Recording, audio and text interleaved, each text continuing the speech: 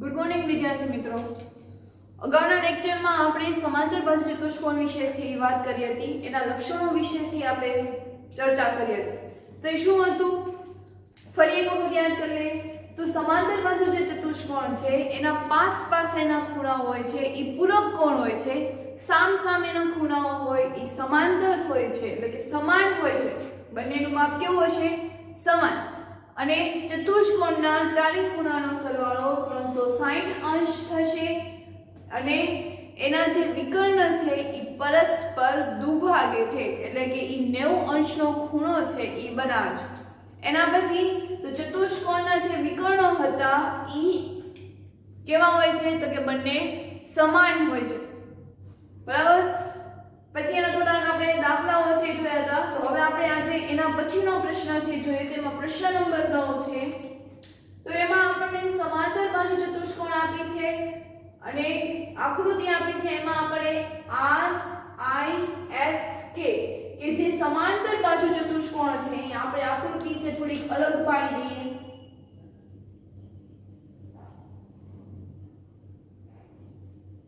બરાબર. આટલું જે છે એ સમાંતર બાજુ ચતુષ્કોણ છે. એ સમાંતર બાજુ ચતુષ્કોણમાં RISK એમાંથી k નું માપ આપણને 120 આપ્યું છે. બાકીના એકેય ખૂણાનું માપ આપણને આપ્યું નથી. તો આપણે x શોધવો છે. અહીંયા જે કોઈ બિંદુ આપ્યું છે, દાખલા તરીકે અહીંયા આપણને આપ્યું છે q. તો આ x નું માપ શોધવાનું છે. એની માટે એને કોઈ ઉપયોગમાં આવે એવા આપણે ખૂણાઓ છે એ શોધવાના છે. તે કામ કરીએ. અહીંયા k અને s બંને કેવા છે? તો કે પાસેના ખૂણાઓ થશે. આ k અને s કેવા થશે? બંને પાસેના ખૂણાઓ. અને સમાંતર બાજુ ચતુષ્કોણ હોય છે તેમાં પાસેના ખૂણા કેવા હોય? તો કે પૂરક કોણ હોય. તો આપણે સાબિતી કરીએ કે આપેલ આકૃતિમાં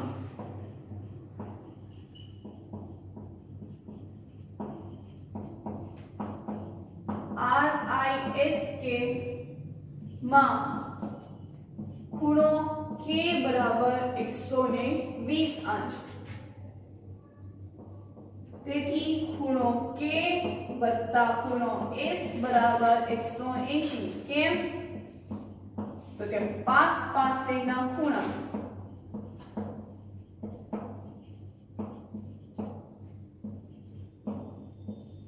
પૂરક હોય છે.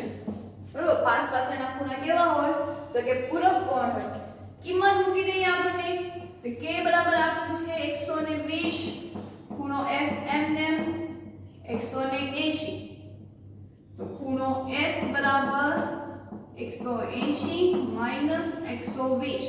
180 માંથી 20 જશે એટલે 60. તો ખૂણો s નું માપ કેટલું મળી ગયું આપણને? 60. હવે આપણે બીજા ચતુષ્કોણની વાત છે એ કરીએ. તો બીજો કયો ચતુષ્કોણ છે? તો કે CLUE.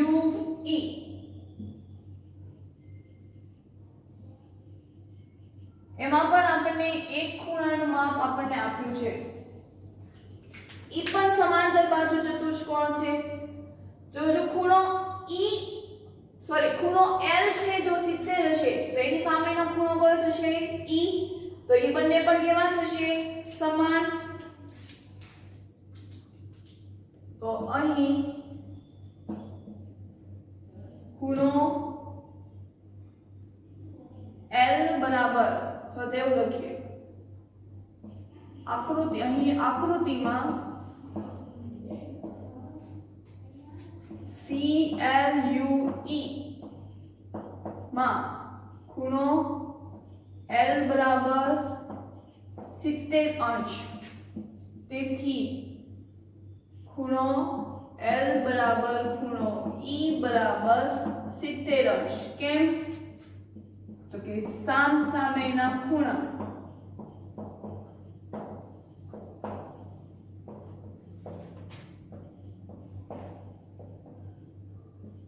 સમાન હોય છે. અહીંયા આપણે આકૃતિ છે એ અલગ દોરીએ એટલે થોડીક વધારે સમજાશે. આકૃતિના બે ભાગ પાડી દીધા હતા. અહીંયા RISK એમાંથી આનું માપ આપ્યું તો 120 અંશ. તો k ની બાજુનો r પણ થશે અને s પણ થશે. આપણે s લઈશું તો એ બાજુના એટલે કે પૂરક કોણ હોય, પૂરક કોણ એટલે એની s બરાબર આપણને આ મળી ગયું 60 અંશ. બરાબર. એવી જ રીતે હવે અહીં આપણે બીજો ચતુષ્કોણ દોરીએ. CLU અને E. આનું માપ 70 આપ્યું છે. તો આ જે 70 છે તેની સામેની બાજુ પણ કેવો થશે? 70 જ છે. કારણ કે સામસામેના ખૂણા કેવા હોય? તો કે સમાન હોય. થઈ ગયું. હવે જો આ આકૃતિને આ જોડી દઉં એટલે અહીંયા ખૂણો ત્રિકોણ બને છે. કયો ત્રિકોણ બને છે? EQS. એમાંથી Q નું માપ આપણને આપ્યું છે x. ત્રિકોણ બને છે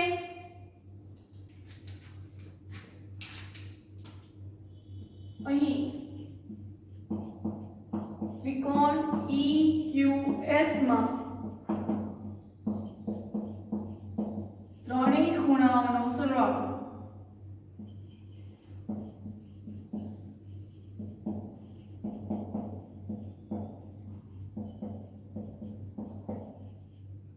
એકસો 80 અંશ થાય છે. ત્રણેય ખૂણો એટલે કયું? ખૂણો E વત્તા ખૂણો Q વત્તા ખૂણો S. ખૂણો E વત્તા ખૂણો Q વત્તા ખૂણો S બરાબર 180.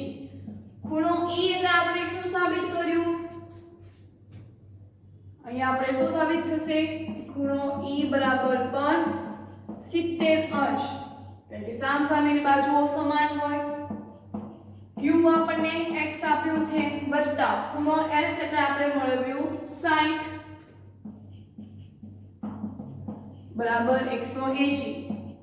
તો 7 વત્તા 60 130 વત્તા x બરાબર 180. આપણે x શોધવાનું છે એટલે 180 માઈનસ 130. x બરાબર કેટલું આવશે? તો કે 50 અંશ. બરાબર. આકૃતિ છે આપણે સમજવાની છે. અહીંયા આપણને કીધું હતું RISK એટલે એક ચતુષ્કોણ બનતું હતું. ચતુષ્કોણ હોય તો એના જે ગુણધર્મો હતા એ ખાસ યાદ રાખવાના છે. તો આ જો 120 એક ખૂણો હોય તો એને બાજુમાં થાય છે એટલે કે પાસેના ખૂણો હંમેશા કેવા હોય? તો કે પૂરક કોણ હોય. 180 અંશ હોય. k ની કિંમત મૂકી દઈએ 120 અંશ. ખૂણો S એમને બરાબર 180. ખૂણો S શોધવા માટે 180 ને આપણે જમણી બાજુ લઈ જવા પડશે એટલે માઈનસ થશે. 180 માંથી 120 જશે એટલે 60. ટૂંકમાં આપણને ખૂણો S છે એ મળી ગયો. હવે બીજા ચતુષ્કોણ જે અહીંયા બંધ હતા એની વાત કરીએ તો અહીંયા CLUE આ ગ્રીન માર્કરથી જે હાઇલાઇટ કર્યું છે E ભાગ. તો એમાં પણ ખૂણો L છે એનું માપ આપ્યું છે 70. તો એમાં આપણને સામેની બાજુ છે મળી જશે. હવે આપણને એવું થાય કે અહીંયા આપણે પાસેના લીધા તો અહીંયા કેમ પાસેનાનો લીધા? આપણે શોધવાનું હતું શું? Q. એટલે કે આ જો Q શોધવા માટે આપણી પાસે આ ત્રિકોણના ખૂણાઓનું માપ છે એ હોવું જોઈએ. તો આપણે ખૂણો U શોધવાની કોઈ જરૂર નથી. વધારે કઈ શોધાય ને. આપણે ખૂણો Q શોધવો હતો તો Q શોધવા માટે અહીંયા આખું ત્રિકોણ બનતું હતું EQS. બરાબર. તો હવે EQS માં આપણને S નું માપ મળી ગયું હતું. તો E શોધે તો આપણને ખબર જ પડે છે કે E સામેના ખૂણા છે. તો L ની સામેનું E એટલે L નું માપ 70 તો E નું માપ પણ કેટલું થશે? 70 છે. એટલે ચલો E નું માપ મળી ગયું, S નું માપ મળી ગયું. તો Q નું માપ મળી જાય. તો કે હા અહીંયા ત્રિકોણ બને છે. ત્રિકોણના ત્રણેય ખૂણાઓનો સરવાળો કેટલો થાય? 180. એટલે કે ખૂણો E વત્તા ખૂણો Q વત્તા ખૂણો S બરાબર 180. કિંમત મૂકી સાદુરૂપ આપતા x ની કિંમત આપણને મળે છે 50. તો હવે આપણે એના પછીનો પ્રશ્ન છે ઈ કરીએ. એના પછી 10મો પ્રશ્ન. તે 10મો પ્રશ્નમાં આપણે સૂચના એ કીધી છે કે નીચેની આકૃતિ સમલંબ ચતુષ્કોણ કેવી રીતે બને? આ આકૃતિ સમલંબ ચતુષ્કોણ કેવી રીતે બને તો તે આપણે સમજાવવાનું છે. અને કઈ બાજુ પરસ્પર સમાંતર છે છે તો ઈ ચકાસો. તો પહેલા તો સમલંબ ચતુષ્કોણ છે તો એના ગુણધર્મો છે એ શું છે? આપણે જોયું સમલંબ ચતુષ્કોણ હોય તો એના ગુણધર્મો શું? તો કે પાસેની બાજુઓ પણ અહીંયા કેવી હશે? તો કે પૂરક કોણ હશે. પછી તો અહીંયા પાસેની બાજુઓ છે એ કઈ પૂરક કોણ બને છે? તો કે ખૂણો L અને ખૂણો M. આ બંને છે એ પાસેની બાજુઓ છે અને ઈ પૂરક કોણ છે એ બનાવે છે. આપણે સમલંબ ચતુષ્કોણ છે એ કહેવાય શું? તો કે જે ચતુષ્કોણમાં સામસામેની બાજુઓની ફક્ત એક જ છોડ બાજુઓ સમાંતર હોય તો તે ચતુષ્કોણને સમલંબ ચતુષ્કોણ કહે છે. એટલે સમાંતર બાજુ ચતુષ્કોણમાં બે જોડ સામસામેની સમાન હતી, જ્યારે સમલંબ ચતુષ્કોણમાં એક જ છોડ છે એ સામસામે સમાન હશે. તો આપણે અહીંયા શરૂઆત છે એ શું કરીશું? તો કે અહીંયા ચતુષ્કોણ લખશું શું આપણે? તો કે અહીં ચતુષ્કોણ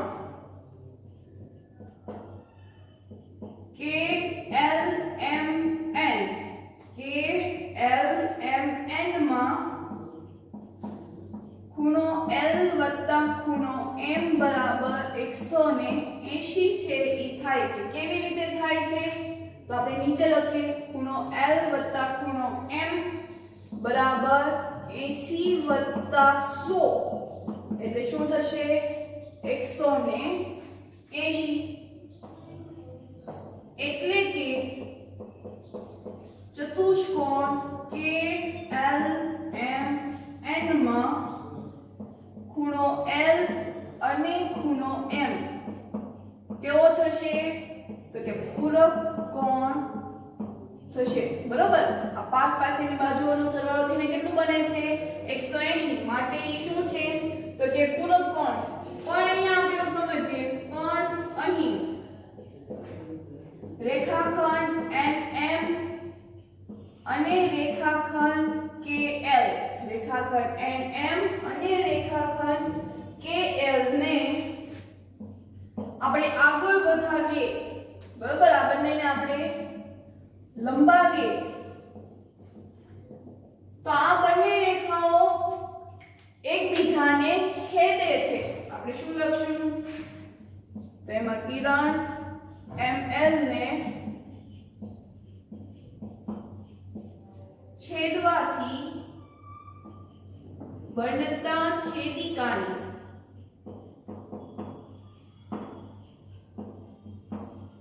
એક જ બાજુ બનતાની એક જ બાજુ છે ઈ અંતઃકોણ બને છે. જો C બને છે એક જ બાજુ અંતઃકોણ. અંતઃકોણ એટલે શું આવે? તો કે C. તો જો અહીંયા C બને છે તો કે એક જ બાજુ અંતઃકોણ બને છે. એટલે અંતઃકોણ બનતું હોય એટલે શું હોય ત્યાં? તો કે NM સમાંતર છે KL. કારણ કે અંતઃકોણ ત્યારે જ બને કે જ્યારે એ સામસામેની બાજુઓ કેવી હોય? સમાન હોય. આપણે એની પૂર્વધારણા છે એ સમજ્યા હતા. તેથી આ જે આપણે કીધું રેખાખંડ NM સમાંતર રેખાખંડ KL, તો આ બંને છોડ છે કેવી છે? એકબીજાને સમાંતર છે. ને સમાંતર હોય તો કે તેથી આ ચતુષ્કોણ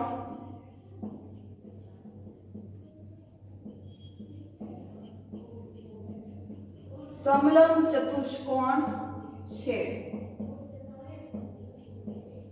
બરાબર? ક્લિયર?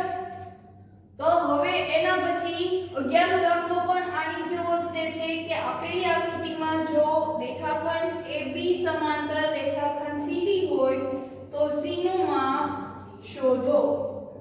તો અહીંયા પણ આપણે એવી જ રીતે જ કરવાનું છે. તો અહીંયા કયો ચતુષ્કોણ બને છે? તો કે ચતુષ્કોણ ABCD માં રેખાખંડ AB સમાંતર રેખાખંડ BC તેમજ આ ચતુષ્કોણ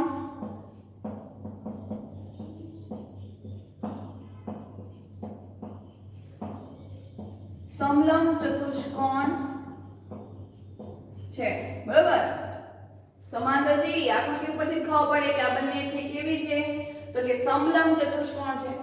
આને પણ જો આપણે આગળ છે એ વધાવીએ, બરોબર, બંને જે રેખાખંડ છે એને આપણે આગળ લંબાવીએ તો એમાં પણ એક જ બાજુની છેદિકા છે એના કારણે અંતઃકોણ બને છે, અને અંતઃકોણ બને એટલે એ શું હોય તો કે પૂરક કોણ હોય છે, બરાબર। તો અહીંયા શું લખશું આપણે તો કે AB સમાંતર CD ની છેદિકા BC થશે, બરાબર। જેવી રીતે અહીંયાની છેદિકા કઈ બની હતી ML, એવી રીતે આની છેદિકા કઈ બનશે BC।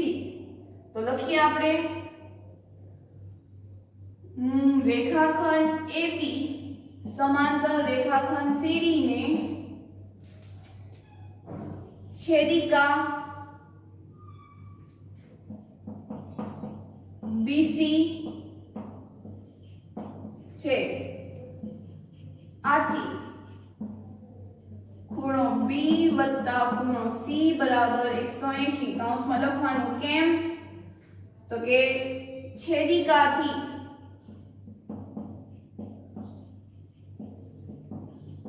એક જ બાજુના અંતઃકોણ પૂરક હોય છે। હવે ખૂણો B ની કિંમત મૂકીએ, ખૂણો B એટલે આવશે 120 અંશ વત્તા C બરાબર 180 અંશ, તો ખૂણો C બરાબર 180 માઈનસ 120, જવાબ આવશે ખૂણો C ની વેલ્યુ 60। આ ખૂણો C ની વેલ્યુ છે આપણને કેટલી મળી ગઈ 60। સમજાણું? C બને એટલે શું હશે હંમેશા અંતઃકોણ, અને છેદિકાની એક જ બાજુના અંતઃકોણ છે કેવા હોય છે તો કે પૂરક કોણ હોય છે। બંને દાખલાઓ છે આ જ રીતે થયા। 10મા દાખલા ઉપરથી આપણે 11મો દાખલો છે શોધ્યો। 10મા દાખલામાં આપણે બે ખૂણાઓ આપીને આપણે સાબિત કર્યું કે તેઓ કેવા છે તો કે સમલંબ ચતુષ્કોણ છે, અને 11મા દાખલામાં સમલંબ ચતુષ્કોણનો ઉપયોગ કરીને આપણે બીજા ખૂણાનું માપ છે એ શોધ્યું। આમ સમલંબ ચતુષ્કોણમાં પણ અંતઃકોણો જે હોય છે એ હંમેશા કેવા હોય છે તો કે પૂરક કોણ હોય છે, અને આપણે ગુણધર્મમાં પણ એવું લખ્યું હતું। તો હવે એના પછી આપણે 12મો દાખલો છે એ જોઈએ। એના પછી 12મો દાખલો તો કે આકૃતિમાં દર્શાવ્યા પ્રમાણે જો SP સમાંતર RQ, SP સમાંતર RQ, હવે જે કોઈ આકૃતિ આપી છે એ આપણને ઊભી આકૃતિ છે આપે છે, એટલે શું કીધું આપણને SP સમાંતર RQ। હંમેશા એટલું યાદ રાખવું કે સમલંબ ચતુષ્કોણ હોય છે તો ઈ એક બાજુ છે ઈ સમાંતર હોય છે, એટલે જ્યારે પણ એવું તમને સૂચવવામાં આવે કે SP સમાંતર RQ એટલે આ જે આકૃતિ હોય છે કેવી હોય છે તો કે સમલંબ ચતુષ્કોણ છે। તો પહેલા તો અહીંયા લખીએ કે અહીં SP સમાંતર RQ, આથી ચતુષ્કોણની નિશાની છે, આથી ચતુષ્કોણ PQRS એ સમલંબ ચતુષ્કોણ છે, અને સમલંબ ચતુષ્કોણ હોય તો એની આપણે ગુણધર્મો છે એ શું કીધા હતા તો સમલંબ ચતુષ્કોણમાં પાસ પાસેની બાજુઓ છે એ કેવી હોય છે તો કે પૂરક કોણ હોય છે। કેવી હોય છે પૂરક કોણ। આપણે ઉદાહરણ જે આગળના દાખલા કર્યા 10મો 11મો એમાં પણ આપણે એવું કીધું છે, 10મો દાખલો હતો એમાં પાસ પાસેની બાજુઓના માપ આપ્યા હતા અને બંનેનો સરવાળો થઈને 180 અંશ થતો હતો। તો એના ઉપરથી આપણે સાબિત કર્યું કે સમલંબ ચતુષ્કોણ છે એની પાસ પાસેની બાજુઓ કેવી હોય પૂરક કોણ હોય। હવે અહીંયા આપણને ખૂણો R નું માપ આપ્યું છે, કાટખૂણો એવું કીધું છે, અને કાટખૂણો એટલે શું હોય તો કે 90 અંશ। હવે વિચાર કરો કે અહીંયા R ખૂણો છે, પાસ પાસેની બાજુ એટલે અહીંયા હંમેશા P જ પાસ પાસેનો ખૂણો છે એ બનશે। આ આકૃતિને આપણે ઊભો કરી દઈએ એટલે આ રીતની આકૃતિ છે એ બને છે, બરોબર। આ S P R અને Q, આમાં આનું માપ 90 અંશ છે। ખૂણો Q અને આપણે ઊંધું કર્યું S P અને આ ખૂણો છે ઈ 90 અંશ છે.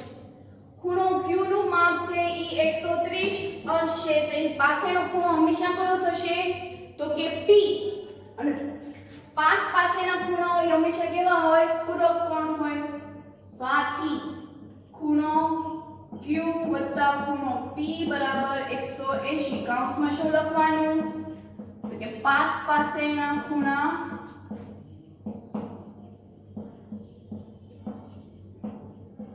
પૂરક હોય છે. પાસેના ખૂણા કેવા હોય તો કે પૂરક કોણ હોય. કિંમત મૂકીએ તો ખૂણો Q એટલે 130 અંશ, ખૂણો P એમને આ 180.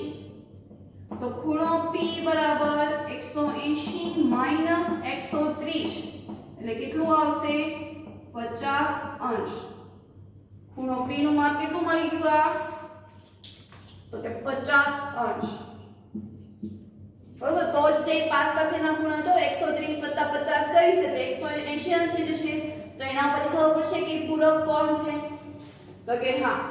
ચાલો હવે મને એમ કહો તો કે આ ખૂણો આપણને મળી ગયું ખૂણો P. તો હવે આપણે ખૂણો S નું માપ શોધવાનું છે. કયા ખૂણાનું આ. તો અહીંયા પણ તમે જુઓ કે R અને S બે બાજુમાં છે. તો અહીંયા પણ પાસેના ખૂણાઓ કેવા બનશે તો કે પૂરક કોણ.